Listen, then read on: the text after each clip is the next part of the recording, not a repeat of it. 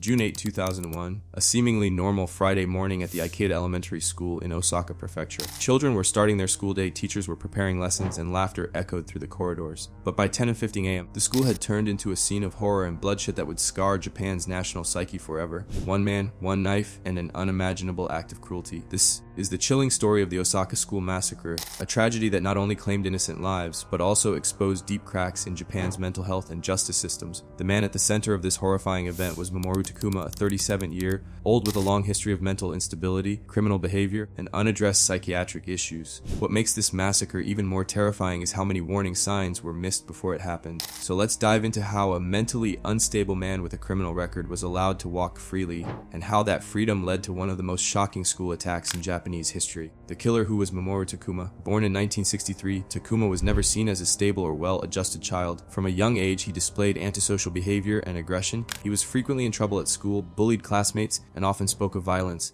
Teachers and peers described him as erratic, impulsive, and quick to anger. But instead of receiving the help he clearly needed, Takuma slipped through the cracks. His parents struggled to manage him, and mental health interventions were either superficial or ineffective. As an adult, Takuma's behavior worsened. He moved from job to job, unable to hold steady employment. He worked as a bus driver, factory worker, and even as a janitor, but each job ended in either misconduct or dismissal. He also had a criminal history. In the late 1980s, he was arrested for theft. Then in 1999, he drugged several co-workers by lacing their tea with tranquilizers. He was arrested and later institutionalized, but even that stint was short-lived. After being released, Takuma was diagnosed with a personality disorder. Yet despite the diagnosis, he was not placed under long-term psychiatric care. No consistent follow-up, no mandated supervision.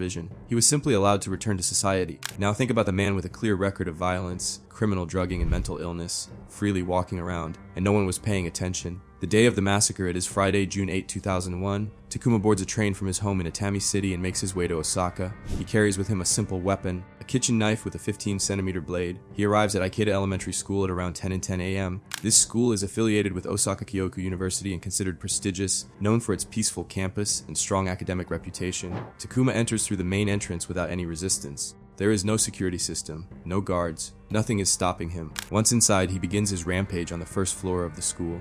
Without warning, he runs down a hallway filled with second-grade classrooms, swinging his knife and slashing anyone in his path. He specifically targets young children, stabbing them in the neck, chest, and back. Several teachers and staff attempt to intervene but are also stabbed in the process. It takes only 11 minutes for him to kill 8 children, all aged 7 or 8. Another 13 people are injured, including 2 teachers and several more students. Finally, a male teacher manages to tackle him to the ground and restrain him until police arrive. But by then, the damage is done. The hallway is soaked in blood. Children's shoes, notebooks, and backpacks are scattered across the floor. Some students hide under desks. Others run for their lives, screaming in fear. This is not just an attack, it is a massacre, an event so brutal and so senseless that even Japan's top government officials express disbelief and sorrow. The aftermath, a nation in mourning, the entire country goes into shock. Japan is known for having one of the lowest crime rates in the world, especially involving children in schools. Mass shootings and mass stabbings are incredibly rare, and for an elementary school to be targeted, this feels like an attack on the very soul of Japanese society. Prime Minister Junichiro Koizumi visits the school just days later, vowing to improve school safety and mental health interventions.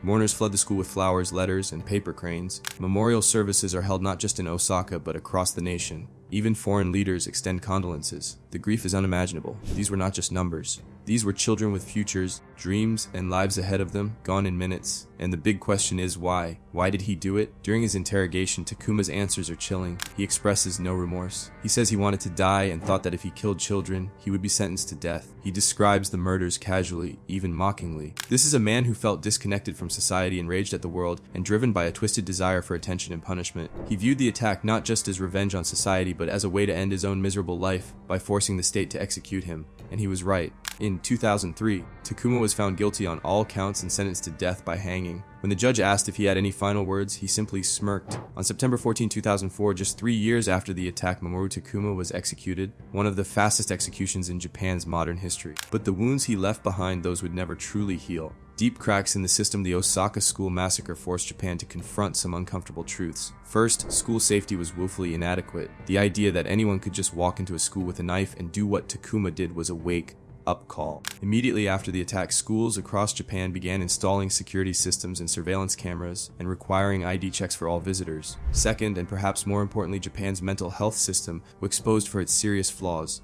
Takuma had a long history of mental illness and prior incidents. He was diagnosed, he was institutionalized, yet the system failed to track him, to monitor him, or even to protect society from him. There was no mechanism for long-term psychiatric supervision. There was no legal structure for forced treatment of dangerous individuals after release. And there was very little coordination between psychiatric facilities and law enforcement. In short, Takuma slipped through every safety net. Reforms in response after the attack, the Japanese government began implementing significant reforms, school safety measures, metal detectors, entry logs, and campus security staff became standard at public schools. Mental health legislation, the government revised mental health laws to allow closer monitoring of individuals diagnosed with personality disorders or a history of violence. Background checks for school employees, although Takuma was not an employee of the school, the case raised alarms about the screening process for anyone who worked near children. In the public consciousness, the Osaka School Massacre became a symbol of a system under strain, a nation struggling to reconcile personal freedoms with collective safety. The legacy of the victims today, the names of the 8 children lost in the attack are etched on a memorial stone at Ikeda Elementary School. The community still honors their memory every June. Families who lost their children have worked tirelessly to promote awareness around mental health, school safety, and the importance of spotting red flags early. And while no reform can undo what happened, the legacy of these innocent victims lives on in the changes they inspired. It is easy to hear about a crime like this and think of it as an isolated tragedy, a madman, a freak event, a one-time horror. But the truth is, it could have been prevented. There were signs, there were warnings. There were moments where the system could have acted and did not. And that is what makes the Osaka School Massacre not just a crime, but a failure of society to protect its most vulnerable, a kitchen knife. 11 minutes, 8 lives. Sometimes the most terrifying part of a crime is not just the act itself, but how easy it was to let it happen. If this story gripped you, share your thoughts in the comments. Should mental health surveillance be stricter? Are school safety systems truly enough? And how do we prevent future tragedies without sacrificing personal freedom? If you want more stories like this, subscribe and follow for more deep dives into real Japanese crime cases.